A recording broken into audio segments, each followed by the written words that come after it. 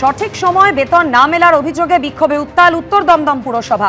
আরো বিস্তারিত ছবি দেখাবেন, জানাবেন আমাদের প্রতিনিধি ময়ূর ঠাকুর চক্রবর্তী সরাসরি আমাদের সঙ্গে রয়েছে। ময়ূর,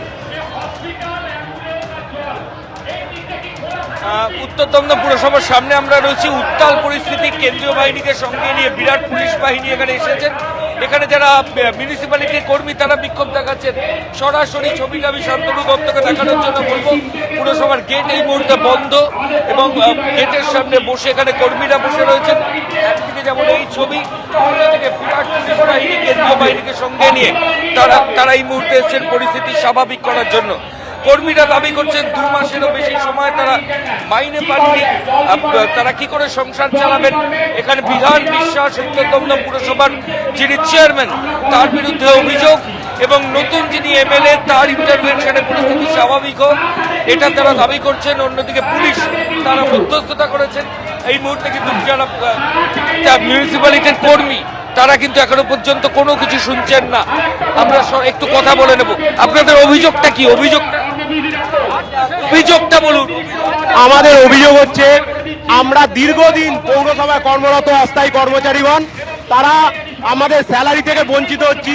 5 বছর, দীর্ঘ 5 বছর আমাদের একটা টাকাও বাড়েনি এবং আমাদের যে বেতনটা পাই সেটা মাসের 1 তারিখ থেকে 30 তারিখের যে কোনো দিন ওনারা দিচ্ছেন এবং কতদিনের স্যালারি বাকি? আমাদের 2 মাসের, এই এখন 51 দিন পড়েছে, আমাদের হাফ স্যালারি অ্যাকাউন্টে ঢুকিয়েছে। ওনাদের যা খুশি তাই ওনারা করে যাচ্ছে। চেয়ারম্যান বিধান বিশ্বাস কি বলছেন? উনি কোনো ওনার তরফ থেকে আমরা কোনো সদুত্তর পাইনি। সকাল থেকে আমরা এখানে অর্থাৎ একাধিক অভিযোগ করছেন কর্মীরা, আর যে কারণে বিক্ষোভ দেখাচ্ছেন তারা এই মুহূর্তে পুরসভার সামনে। অবশ্যই পরিস্থিতির দিকে নজর থাকবে আমাদের। আপাতত মহিত, ধন্যবাদ। বুলডোজার এবং নোটিশ কাণ্ডের আবহে কলকাতা পুরসভার অন্দরে চূড়ান্ত ডামাডোল। নির্ধারিত সূচির মাত্র একদিন আগে আচমকা স্থগিত করে দেওয়া হলো কলকাতা পুরসভার মাসিক অধিবেশন। তারপরই আবার কলকাতার পুরসভার সচিব বদলে দিল রাজ্যের বিজেপি সরকার। এর মধ্যে শুক্রবার মমতা বন্দ্যোপাধ্যায়ের বাড়িতে তৃণমূল কাউন্সিলরদের বৈঠকে ডাকা হয়েছে বলে সূত্রের খবর। অভিষেক বন্দ্যোপাধ্যায় সংস্থা ও আত্মীয়দের সম্পত্তিতে কলকাতা পুরসভার নোটিশ ঘিরে তৃণমূলের অন্দরেই তোলপাড় চলছে। এর মধ্যেই আচমকা স্থগিত করে দেওয়া হলো কলকাতা পুরসভার মাসিক অধিবেশন। শুক্রবার এই অধিবেশন হওয়ার কথা ছিল। তার একদিন আগে বৃহস্পতিবার কলকাতা পুরসভার তরফে নোটিশ জারি করে জানানো হয়, আপাতত এই মাসিক অধিবেশন স্থগিত রাখা হচ্ছে। আমি তো গতকাল অবধি জানি যে আজ আমাদের হাউস আগামীকাল আছে, কিন্তু অবাক হয়ে গেলাম যে এখন শুনলাম এটা যদি আমাদের সরকার পক্ষ থেকে হয়েছে তাহলে নিশ্চয়ই কোনো ব্যাপার আছে, আমি জানি না। এই নোটিশ জারির কিছুক্ষণ পরই সামনে আসে আরেকটি চমক।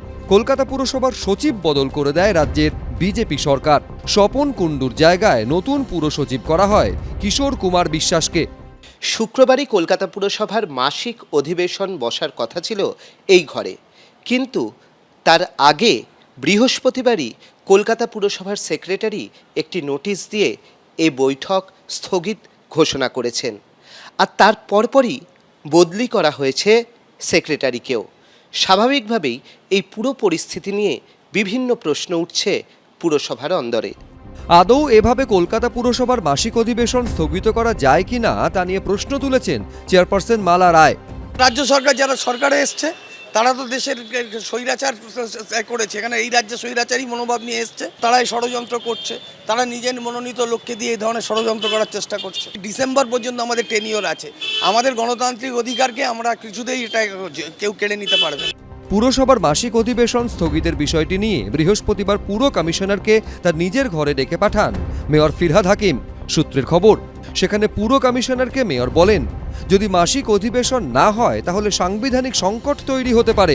না দেখুন, এই যে পুরসভার যেই বোর্ড সেটাও নির্বাচিত এবং রাজ্য সরকার এখন যারা পরিচালনা করছেন সেটাও নির্বাচিত, তো সেখানে ট্যাসেলের কোনো ব্যাপার নেই। হয়তো কোনো কারণে কিছু ব্যাপারটা হতে পারেনি, সেটাকে এইভাবে দেখা উচিত নয়। তবে সূত্রের খবর, কলকাতা পুরসভার মাসিক অধিবেশন স্থগিত হলেও শুক্রবার দুপুর 1:30টায় কলকাতা পুরসভায় আলোচনায় বসবেন তৃণমূল কাউন্সিলররা। উপস্থিত থাকবেন পুর চেয়ারপারসন মালা রায়ও। কেন কিছুই জানি না, আমাদের কাছে খবর এলো যে কালকের হজে আসছে বলছে, কিন্তু অধিবেশন মনে হয় হবে না। আবার শুক্রবারই বিকেল 4:30টায় মমতা বন্দ্যোপাধ্যায়ের বাড়িতে কলকাতার তৃণমূল কাউন্সিলরদের বৈঠকে ডাকা হয়েছে বলে সূত্রের খবর। তিলজলায় বেআইনি নির্মাণে বুলডোজার চালানো, অভিষেক বন্দ্যোপাধ্যায় সংস্থা ও আত্মীয়দের নামে থাকা সম্পত্তিতে নোটিশ দেওয়া নিয়ে তোলপাড় চলছে। সূত্রের খবর, দুই ঘটনার প্রেক্ষিতে পুর কমিশনারের এখতিয়ার নিয়ে আলোচনা হয়েছে মেয়র পারিষদদের মধ্যে। এর মধ্যেই আবার কলকাতা পুরসভা ও পুর কমিশনারের নিরাপত্তা বাড়ানোর ক্ষেত্রে সবুজ সংকেত দিয়েছে লালবাজার। অর্ণব মুখোপাধ্যায়, ময়ূখ ঠাকুর চক্রবর্তী, এবিপি আনন্দ, কলকাতা। ক্রীড়ামন্ত্রীর কড়া বার্তার পরে জবরদখল মুক্ত হলো রবীন্দ্র সরোবর স্টেডিয়াম। দখল হয়ে থাকা একাধিক ঘরে লাগানো হলো নতুন তালা। ক্রীড়ামন্ত্রী জানিয়েছেন, স্টেডিয়ামের ভেতরে বসানো হবে নতুন ট্র্যাক। কোনো রকমের অসামাজিক অনৈতিক কাজের জন্য স্টেডিয়ামগুলো ব্যবহার হোক, আমরা সেটাতে বরদাস্ত করব না। ক্রীড়ামন্ত্রীর হুঁশিয়ারির 48 ঘন্টার মধ্যেই অ্যাকশন মোডে ক্রীড়া দপ্তর। জবরদখল মুক্ত হলো রবীন্দ্র সরোবর স্টেডিয়াম। রবীন্দ্র সরোবর স্টেডিয়াম বাংলার খেলাধুলার জগতের ফুসফুস ছিল। তারপর 2011 সালে পালা বদলের পর থেকেই এই রবীন্দ্র সরোবর স্টেডিয়াম বেহাল হয়েছে। তারপর সময় যত এগিয়েছে, রবীন্দ্র সরোবর স্টেডিয়ামের খেলা কম, জবরদখল বেশি হয়েছে। ঘর দখলমুক্ত হয়ে গেছে আজ। এখানে যে একাধিক যে ঘরগুলো, সেই ঘরগুলোর তালা ভেঙে নতুন তালা লাগিয়ে দেওয়া হয়েছে। রাজ্য ক্রীড়া দপ্তর সূত্রে খবর, রবীন্দ্র সরোবর স্টেডিয়ামের একাধিক ঘর জবরদখল করেছিল বিভিন্ন ক্লাব, যার সঙ্গে আবার মমতা বন্দ্যোপাধ্যায়ের 3 ভাইয়ের যোগ রয়েছে। সূত্রের খবর, রবীন্দ্র সরোবর স্টেডিয়ামে যে ক্লাবগুলোর নামে ঘর জবরদখল করা ছিল, সেই ক্লাবগুলো হলো কালীঘাট স্পোর্টস লাভার্স অ্যাসোসিয়েশন, যার সঙ্গে মমতা বন্দ্যোপাধ্যায়ের ভাই স্বপন বন্দ্যোপাধ্যায় ওরফে বাবুন জড়িয়ে আছেন। কালীঘাট মিলন সংঘ, যার সঙ্গে মমতা বন্দ্যোপাধ্যায়ের দাদা অজিত বন্দ্যোপাধ্যায়ের নাম জড়িয়ে রয়েছে, এবং বিবেক ক্লাব, যার সঙ্গে মমতা বন্দ্যোপাধ্যায়ের আরেক ভাই কার্তিক বন্দ্যোপাধ্যায়ের যোগ রয়েছে। প্রশাসন সূত্রে খবর, ঘর জবরদখল ছিল সুরুচি সংঘের নামেও, যে ক্লাবের সঙ্গে প্রাক্তন মন্ত্রী অরূপ বিশ্বাসের নাম জড়িয়ে আছে। গত মঙ্গলবার এই সব ঘর জবরদখল মুক্ত করার কথা ঘোষণা করেন ক্রীড়া ও যুব কল্যাণ মন্ত্রী নিশীথ প্রামাণিক। আমরা যে সমস্ত সংস্থা বা যারাই যে এনক্রোচমেন্টগুলো আছে, আপনারা জানেন যে সারা পশ্চিমবঙ্গে যেখানে যেখানে এনক্রোচমেন্ট আছে সেখানে সেখানে খালি করা হচ্ছে। ঠিক একই রকমভাবে খেলাধুলোর জায়গায় যদি অবৈধভাবে কেউ বা কারা এনক্রোচমেন্ট করে থাকে, জবরদখল করে থাকে, নিশ্চিতভাবে তাদেরকে আমরা আইনি পদ্ধতিতে আমরা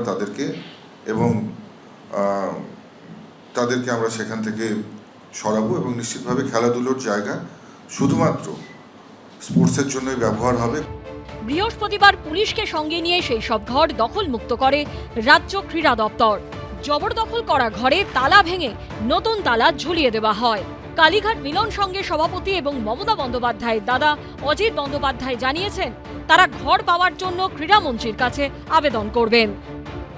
2000 সাল থেকে আমরা করি ওখানে, আমরা অ্যাপিল করব, ওনাদেরকে বলবো, তারপর যেরকম হবে সেরকম দেখা যাবে।